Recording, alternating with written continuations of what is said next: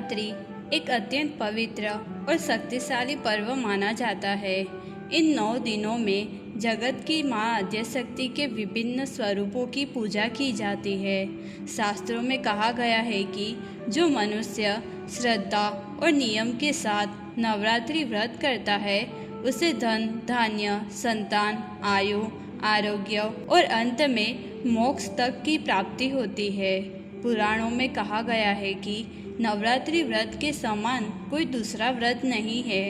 इन दिनों विधि से यदि देवी की पूजा की जाए तो मनुष्य के सभी पाप नष्ट हो जाते हैं, दुख दूर होते हैं और जीवन में सुख समृद्धि आती है। जो मनुष्य कल्याण चाहता हो उसे अश्विन और चैत्र मास के शुक्ल पक्ष में विधि पूर्वक नवरात्र का व्रत अवश्य करना चाहिए। अनुष्ठान में जपे गए मंत्रों के द्वारा शर्करा घी और मधु मिश्रित पवित्र खीर से हवन करना चाहिए। शुभ बिल्व पत्रों, लाल कनेर के पुष्पों अथवा शर्करा मिश्रित तिलों से भी हवन किया जा सकता है। विशेषकर अष्टमी, नवमी और चतुर्दशी को देवी का पूजन तथा ब्राह्मणों को भोजन कराना चाहिए। ऐसा करने से निर्धन को धन प्राप्त होता है, रोगी रोग से मुक्त होता है और संतानहीन को शुभ तथा आज्ञाकारी संतान प्राप्त होती है। राज्य से वंचित राजा पुनः सार्वभौम राज्य प्राप्त करता है। शत्रुओं से पीड़ित व्यक्ति देवी की कृपा से शत्रुओं पर विजय प्राप्त करता है। जो विद्यार्थी इंद्रियों को संयमित रखकर पूजन करता है वह निष्कलंक और शुभ विद्या प्राप्त करता है। कोई भी व्यक्ति यदि भक्ति सहित जगत की धात्री देवी का पूजन करे तो वह सभी सुखों का भागी बनता है। जो पुरुष या स्त्री भक्ति सहित नवरात्र व्रत करता है वह अपने इच्छित फल की प्राप्ति करता है। विधि पूर्वक मंडल बनाकर पूजा स्थल की व्यवस्था करे और वहाँ वेद मंत्रों के अनुसार कलश स्थापित करे। सुंदर यंत्र बनाकर उसे कलश के ऊपर स्थापित करे।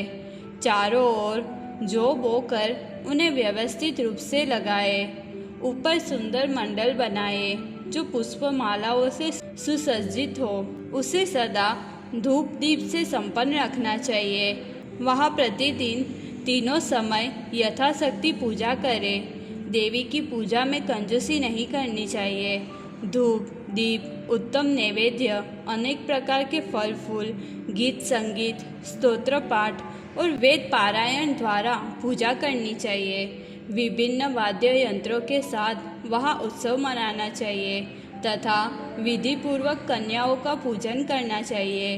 कन्याओं को चंदन आभूषण वस्त्र विविध प्रकार के भोजन सुगंधित तेल और मालाएं अर्पित करनी चाहिए जो मन को प्रसन्न करने वाले हो।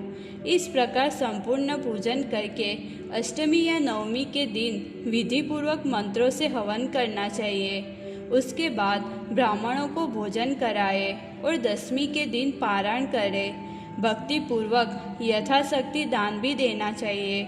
जो पुरुष या स्त्री चाहे पतिव्रता सधवा हो या विधवा इस प्रकार भक्तिपूर्वक नवरात्र व्रत करते हैं वे इस लोक में मनोवांछित सुखों को प्राप्त करते हैं और देह त्याग होने पर परम पद को प्राप्त करते हैं। अगले जन्म में भी उनकी अटल अंबिका भक्ति बनी रहती है और उत्तम कुल में जन्म लेकर वे सदाचारी बनते हैं। नवरात्र व्रत सभी व्रतों में श्रेष्ठ कहा गया है। यह शिवा की आराधना है जो परम सुख देने वाली है। इस लोक में जो लोग देवी की आराधना नहीं करते वे अत्यंत दुखी अनेक रोगों से पीड़ित और शत्रुओं से पराजित होते हैं। स्त्री पुत्र से हीन तृष्णाग्रस्त और बुद्धि भ्रष्ट होते हैं। जो बिल्वपत्र करवीर कमल और चंपा आदि पुष्पों से देवी की पूजा करते हैं वे अत्यंत समृद्ध और पुण्यवान बनते हैं। जो लोग वेद मंत्रों से भवानी की पूजा करते हैं वे इस संसार में धन वैभव और सुख से संपन्न सम्मानित गुणों से युक्त तथा विद्वानों में श्रेष्ठ बनते हैं। वे राजाओं में भी तिलक समान श्रेष्ठ माने जाते हैं। यदि कोई व्यक्ति नवरात्र में प्रतिदिन नियमित पूजा करने में असमर्थ हो तो विशेष रूप से अष्टमी के दिन अवश्य पूजा करनी चाहिए। पूर्व काल में अष्टमी के दिन ही दक्ष यज्ञ का विध्वंस करने वाली भद्रकाली करोड़ों योगिनियों के साथ प्रकट हुई थी। इसी कारण अष्टमी को विशेष रूप से पूजा करनी चाहिए। जो लोग पूरे नवरात्र में उपवास करने में असमर्थ हो उनके लिए 3 दिन का उपवास भी बताया गया है, जो समान फल देने वाला है। सप्तमी, अष्टमी और नवमी इन तीनों दिनों में भक्ति से पूजा और उपवास करने पर संपूर्ण नवरात्र के बराबर फल प्राप्त होता है। कोई विद्यार्थी हो, धन चाहने वाला हो या पुत्र की इच्छा रखने वाला हो, उसे इस सौभाग्यदायक और कल्याणकारी व्रत को विधिपूर्वक करना चाहिए। जिन्होंने पूर्व जन्म में यह उत्तम व्रत नहीं किया, वे इस जन्म में रोगी, दरिद्र और संतानहीन होते हैं। जिसने पृथ्वी पर नवरात्र व्रत नहीं किया, वह वैभव और स्वर्ग सुख कैसे प्राप्त कर सकता है। जो व्यक्ति लाल चंदन मिश्रित कोमल बिल्व पत्रों से भवानी जगदम्बा की पूजा करता है, वह पृथ्वी पर राजा के समान प्रतिष्ठित होता है। जिनकी विष्णु, इंद्र, शिव, ब्रह्मा, अग्नि, कुबेर, वरुण और सूर्य भी ध्यान करते हैं, जो सभी अभिलाषाओं को पूर्ण करने वाली है, उन देवी का ध्यान मनुष्यों को भी करना चाहिए। जिनके स्वाहा और स्वधा नामों से देवता और पितर तृप्त होते हैं, इसलिए ऋषि प्रसन्नता पूर्वक सभी यज्ञों तथा श्राद्ध कार्यों में मंत्रों के साथ स्वाहा एवं स्वधा नामों का उच्चारण करते हैं। जिनकी इच्छा से ब्रह्मा जी सृष्टि करते हैं, श्री हरि विष्णु अनेक अवतार लेते हैं और शिव जी जगत का संहार करते हैं। उन सुख देने वाली देवी की मनुष्यों को अवश्य भक्ति करनी चाहिए। तीनों लोकों में कोई भी देव, मनुष्य, पक्षी, सर्प, गंधर्व, राक्षस या पिशाच ऐसा नहीं है जो उनकी शक्ति के बिना हिल डुल भी सके। जो चारों पुरुषार्थ धर्म, अर्थ, काम, मोक्ष चाहता है, वे सर्व कामना पूर्ण करने वाली शिवा की सेवा और नवरात्र व्रत को अवश्य करना चाहिए। महापाप से युक्त व्यक्ति भी यदि नवरात्र व्रत करता है तो वह सभी पापों से मुक्त हो जाता है। शुक्ल पक्ष की प्रतिपदा तिथि में दूध से देवी की पूजा करनी चाहिए और ब्राह्मणों को दूध का दान करना चाहिए। ऐसा करने वाला सदा निरोगी रहता है। द्वितीया तिथि को शर्करा से जगदम्बा की पूजा करनी चाहिए और शर्करा ब्राह्मण को दान देनी चाहिए। ऐसा करने से मनुष्य दीर्घायु होता है। तृतीया तिथि को देवी के पूजन में दुग्ध अर्पित करना चाहिए और श्रेष्ठ ब्राह्मण को दुग्ध देने से मनुष्य सभी दुखों से पार हो जाता है। चतुर्थी तिथि को देवी की पूजा में मालपुआ अर्पित करने चाहिए और ब्राह्मण को भी मालपुआ दान देना चाहिए। ऐसा करने से मनुष्य विघ्नों से बाधित नहीं होता। पंचमी को केले का फल देवी को अर्पित करना चाहिए और ब्राह्मण को भी देना चाहिए, जिससे मनुष्य बुद्धिमान होता है। षष्ठी को देवी पूजन में मधु अर्पित करें और ब्राह्मण को भी मधु देने से मनुष्य में तेज और कांति उत्पन्न होती है। सप्तमी को देवी को गुड़ का नैवेद्य अर्पित करना चाहिए और ब्राह्मण को भी देना चाहिए। ऐसा करने से मनुष्य शोक से रहित हो जाता है। अष्टमी तिथि को देवी को नारियल अर्पित करना चाहिए और ब्राह्मण को भी दान देने से मनुष्य मानसिक और शारीरिक कष्ट से मुक्त हो जाता है।